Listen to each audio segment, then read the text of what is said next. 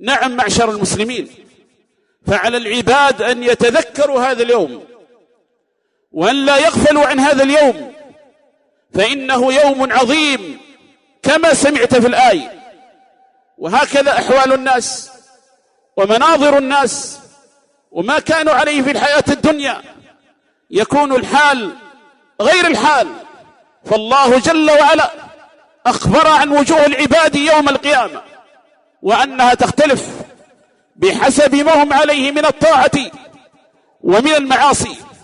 فوجوه أهل الطاعة وأهل الإيمان وأهل الإحسان يكون فيها من النظرة والبهاء والجمال، كل ذلك بسبب الطاعة والتذكر يوم الآخر، أو تذكر يوم الآخر الذي حملهم على الطاعة وحملهم على الإقبال على الله سبحانه وتعالى.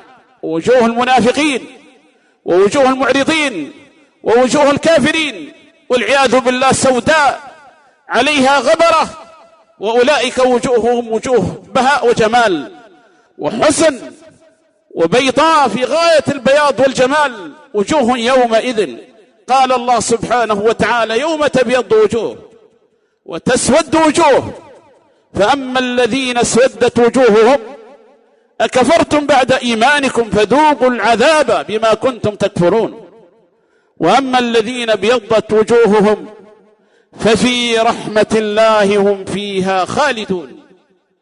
فهؤلاء في رحمة الله جل وعلا، ووجوههم كما سمعت من البياض والبهاء والجمال ما الله به عليم. أولئك وجوه الغبرة ووجوهها للكفر والنفاق سوداء، كما أخبر الله سبحانه وتعالى في كتابه الكريم